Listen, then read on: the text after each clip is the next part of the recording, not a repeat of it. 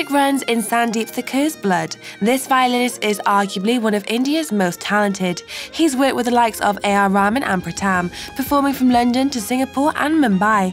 In this interview, he shares the stories behind his success.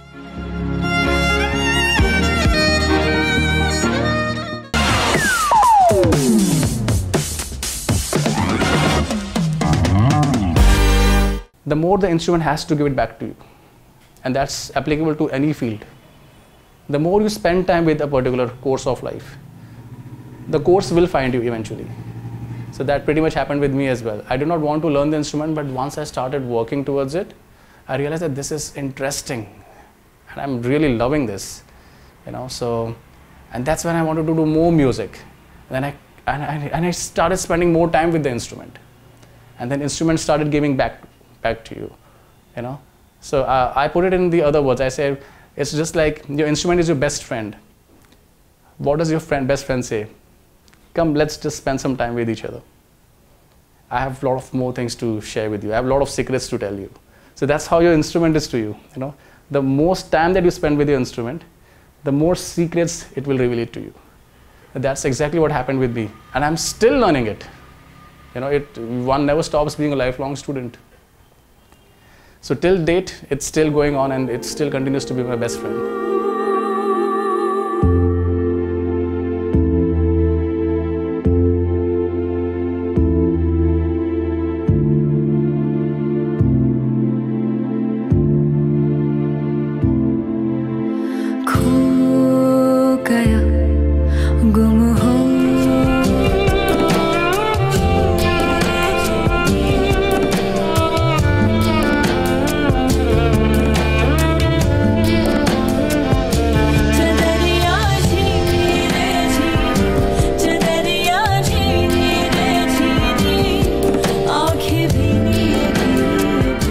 It initially began with Western classical music.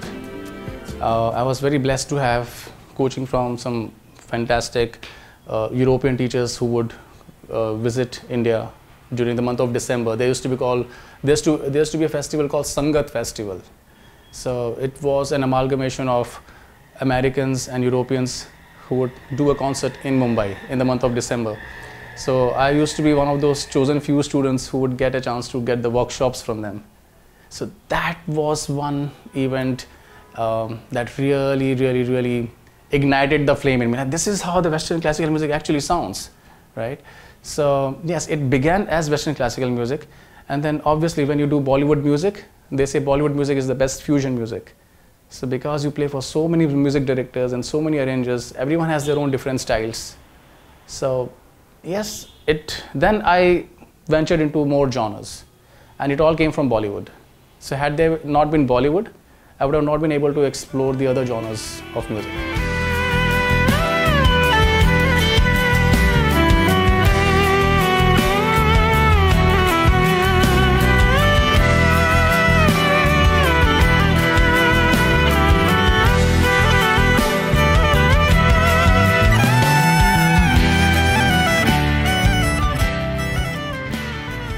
When you perform live in front of huge number of audience, it's a straight away certification and validation of how good or bad you have been at that moment.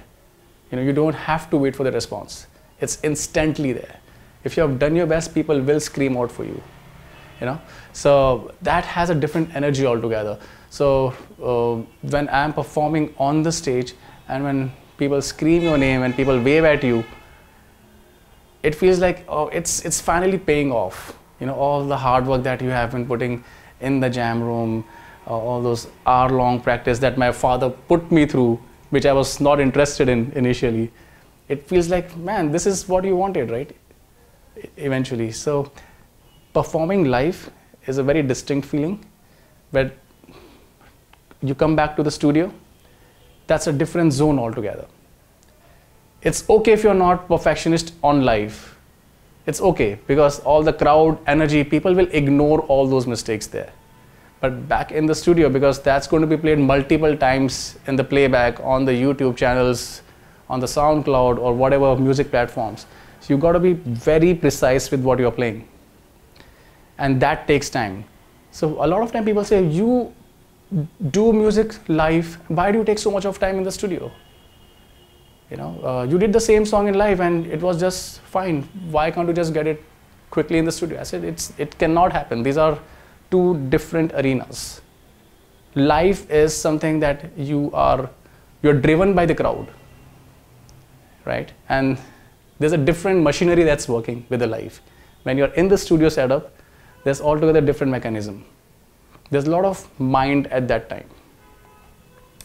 You know, and you want to be precise with your notes. You want to be, and the kind of mics that you have today, they actually catch the sounds even of something muttering in your stomach. You know, so you got to be so disciplined with your sound, with your friction of the body. So studio is a different discipline altogether. I think you got to be more disciplined with the studio recordings. Live is something that you dream of, and studio is something that you need to be disciplined with. This is how I will feel.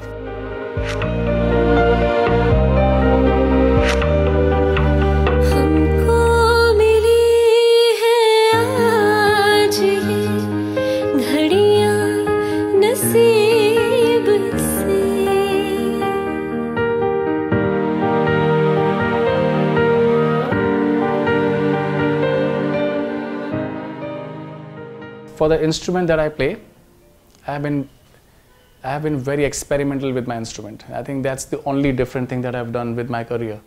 You know, I have attempted to give a different perspective or outlook to this instrument. You know, I'm not saying that I've done something great, but I didn't have a choice because the kind of existing opportunities, I was not quite in sync with that. My inner personality is very different to that. I did not want to be under someone doing the music for the rest of my life, under someone's command. I wanted to take my music in a very free will, you know. So, which is the reason why till date I'm very open to it. And in talking about the experiences, I don't know if you know of this legendary singer Falguni Pathak. You know, we have an Indian folk genre which is called Dandiya Ras. It's called Dandiya Ras. It's a Indian folk music, and she is known as the Dandiya Queen of India. So it was quite an amazing experience to perform violin, and because that's a very power-packed genre of music. It's a Indian folk music, and you cannot imagine violin in that genre because there's a lot of drums. It's very rhythm-based genre. And to imagine something like violin in it, and I did one of those events with Falguni Pathak, and that was for a stretch of 9 days. It's a 9-day festival in India. So I got to perform with Falguni Pathak and got a lot of acclamation, got a lot of appreciation for what I did. I didn't do anything different. I just played my music. So whether you put an EDM track, I would probably do the same melody. You put me an Indian folk track behind, I would still do the same melody, but the ambience that it created, so, and in front of 50,000 people, so that was one amazing high power, high energy experience. So I really love performing with Falguni Pathak. Another thing that I would like to mention here is, which was very path breaking for me, was the song, a legendary song called Tum Hi Ho from movie Aashiqui 2. So I have been a part of that song. So it's really gratifying to be a part of a very historical song, you know. So it feels good to be a part of certain legendary songs, having worked with the legendary musicians, legendary composers of India. So yes, it's interesting. The journey has been quite eventful, and I'm very happy to be wherever I am.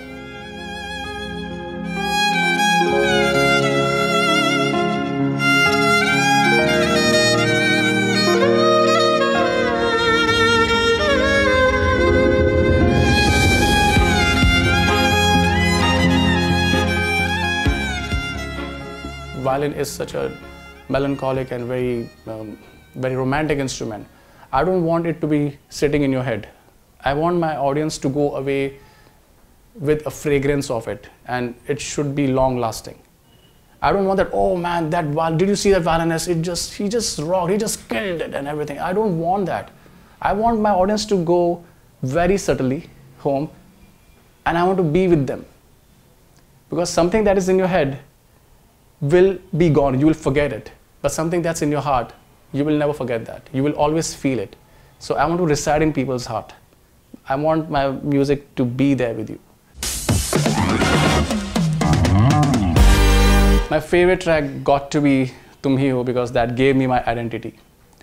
Right? Since I started doing that song more, and thankfully, I mean, that's one blessed song, and Tum Hi Ho is one song that has changed career paths for a lot of artists. And if you see that song, most of the covers of that song, most of the artists, YouTube artists, have been made by Tum Hi Ho song. And I feel very proud of it because I was originally a part of that song. Right? In many, many ways. I performed Tum Hi Ho for the first time in its launch with the composer himself, Mithoon, Palak Muchal, who's the original singer, and of course Arijit Singh, who that song actually made Arijit Singh.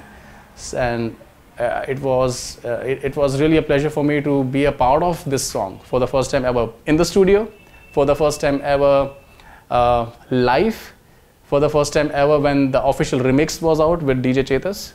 So thankfully this song has made my life in a way, right? So I think that will continue to be my main song.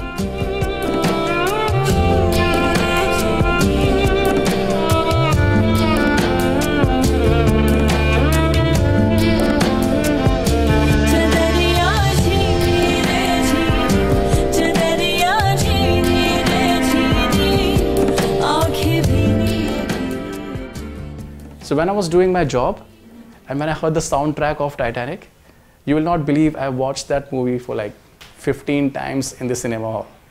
And I know the scores of Titanic right from the beginning till the end. I know it by heart, each and every score of it. So yes, that is a game changer for me. Titanic, definitely, I love that track. And it's because of Titanic, I chose to come back into music. I said, no, I want to do my music.